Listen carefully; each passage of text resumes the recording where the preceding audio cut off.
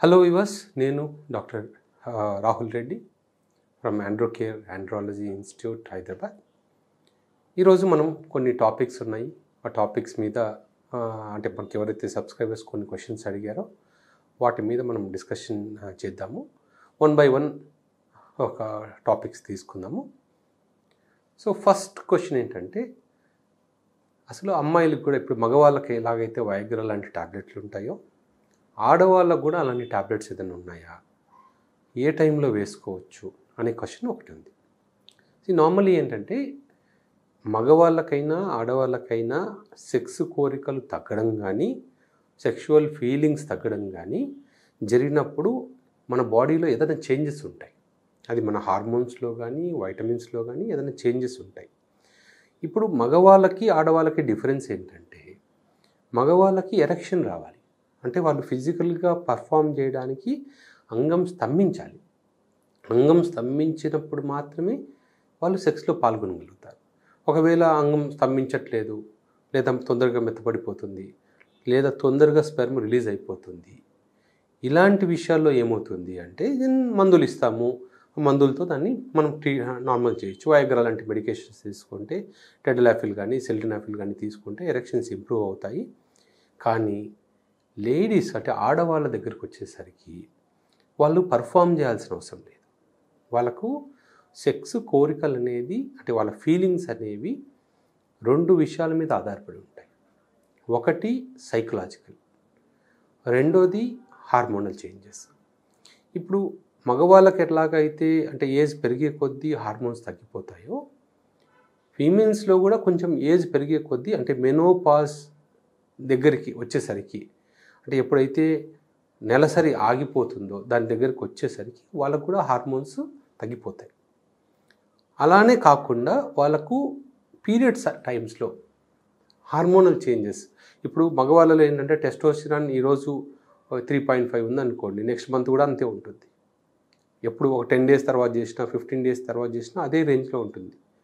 4 రేంజ్లో ఉందనుకోండి, అదే రేంజ్లో ఉంటుంది. కానీ ఆడవాళ్ళకు అలా ఉండదు. పీరియడ్స్ స్టార్టింగ్లో ఒకలాగా ఉంటాయి హార్మోన్స్, పీరియడ్ అయిపోయే టైంకి ఒకలాగా ఉంటుంది, around 14th day egg release అవుతుందో అప్పుడు ఒకలా ఉంటుంది. కొంతమందికి పీరియడ్స్ లాస్ట్కి వచ్చి మళ్ళీ నెక్స్ట్ పీరియడ్స్ స్టార్ట్ అవుతాయి అనుకున్నప్పుడు అప్పుడు కొంచెం హార్మోన్స్ వేరేలా ఉంటాయి. అందుకని చాలామంది ఫీమేల్స్కి ఏంటంటే ఎగ్ ఎప్పుడైతే రిలీజ్ అవుతుందో ఆ టైంలో ఎక్కువ కోరికలు ఉంటాయి, ఎందుకంటే హార్మోన్స్ ఆ టైంలో పీక్ లెవెల్లో ఉంటాయి. సో కానీ మగవాళ్ళకి ఏంటి, తెల్లవారుజామున రోజు నైట్ హార్మోన్ ప్రొడ్యూస్ అవుతుంది కాబట్టి తెల్లవారుజామున ఫీలింగ్స్ ఎక్కువగా ఉంటాయి.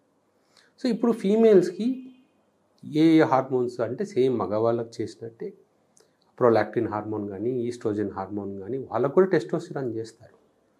సో ఇది కానీ వైటమిన్ డి కానీ B12 కానీ థైరాయిడ్ ప్రాబ్లమ్స్ కానీ ఉంటే ఫీలింగ్స్ జనరల్గా తగ్గిపోతాయి. సో ఫీలింగ్స్ తగ్గిపోయినప్పుడు సెక్స్ కోరికలు కొంచెం తగ్గిపోతాయి, డిజైర్ తగ్గిపోతుంది. సో అలాంటి ఏదన్నా ఉంటే మనం అది ఐడెంటిఫై చేసుకొని దాన్ని మనం ట్రీట్ చేయాలి. ట్రీట్ చేసినప్పుడు వాళ్ళకు ఆటోమేటిక్గానే ఇంప్రూవ్ అయిపోతుంది. మనము ఎలాగైతే సిల్డనాఫిల్ టెడలాఫిల్ తీసుకున్నట్టు వాళ్ళకు కూడా మెడికేషన్స్ ఉన్నాయి. అంటే సెక్స్ చేయడానికి ముందు కొంచెం ముందు తీసుకుంటే పనిచేసేవి, కానీ అవి అందరికీ అవసరం లేదు. అంటే ప్రతి ఒక్కరూ అది వేసుకోవాలని లేదు. కొంతమందికి పుట్టుకతోనే కోరికలు తక్కువ ఉంటాయి, అంటే హైపో యాక్టివ్ సెక్షువల్ డిజార్డర్ అంటాం. అంటే వాళ్ళకి ఏంటంటే పుట్టుకతోనే సెక్స్ మీద పెద్ద ఇంట్రెస్ట్ ఉండదు. అలాంటి వాళ్ళకు ఆ మెడికేషన్స్ ఇస్తారు. మిగతా వాళ్ళందరికీ మనం హార్మోన్స్ చూసుకొని దానికి తగ్గట్టు మనం మెడికేషన్స్ ఇస్తే మనకు సరిపోతుంది. సరే, ఇంకొక రీజన్ ఏంటంటే, అంటే ఇదే కామన్ రీజన్ ఆడవాళ్ళలో కోరికలు తగ్గడానికి రీజన్స్ మనం రెండు అనుకున్నాం కదా. దాంట్లో హార్మోనల్ రీజన్ కాకుండా సైకలాజికల్ రీజన్ అనేది ఫస్ట్ ఉంటుంది. సో ఎలాంటి సినారియోస్లో వాళ్ళకు కోరికలు తగ్గుతాయి? ఇప్పుడు హస్బెండ్కి శీఘ్రస్ఖలనం ప్రాబ్లం ఉంది, అంటే తొందరగా స్పెర్మ్ రిలీజ్ అయిపోయే ప్రాబ్లం ఉందనుకుందాం. అంటే దాన్ని మనం ఇంగ్లీష్లో ప్రీమెచ్యూర్ ఎజాకులేషన్ అంట. సో ఇప్పుడు ఏమవుతుంది, ఫస్ట్లో ఆ అమ్మాయి సెక్స్లో ఉద్రేకం వచ్చే లోపలనే ఇక్కడ మొత్తం సెక్షువల్ యాక్ట్ అయిపోతుంది. సో అప్పుడు ఏమవుతుంది వాళ్ళకి అంటే, వాళ్ళకి యాక్ట్ స్టిమ్యులేషన్ స్టార్ట్ అయ్యి ఉద్రేకం వచ్చే లోపలనే నార్మల్గా స్టిమ్యులేషన్ రావాలి, ఉద్రేకం రావాలి, తర్వాత సెక్స్లో పాల్గొనాలి, తర్వాత ఆర్గజం వస్తుంది లాస్ట్లో. అది వచ్చే లోపలనే స్పెర్మ్ రిలీజ్ అయిపోతుంది అనుకోండి, జనరల్గా వాళ్ళకు ఆ అసంతృప్తి అలా మిగిలిపోతుంది. సో ఫస్ట్ పెళ్ళైన కొత్తలో వాటి గురించి పెద్దగా మాట్లాడకపోవచ్చు, కానీ కొద్ది రోజుల తర్వాత అంటే ఇప్పుడు ప్రతిసారి వాళ్ళకు ఎప్పుడైతే మగవాడు స్పెర్మ్ రిలీజ్ అయిపోతూనే పక్కకి వెళ్ళిపోతాడు. సో అలా వెళ్ళిపోగానే వాళ్ళకు విపరీతమైన ఫ్రస్ట్రేషన్ వస్తుంది. అంటే ఎందుకు ఈ యాక్ట్ నేను స్టార్ట్ చేయాలి, నేను స్టార్ట్ చేసే లోపలనే మా పార్ట్నర్కి అయిపోతుంది. సో అప్పుడు నేనేం చేయాలి, అనవసరంగా హెడేక్ వస్తుంది.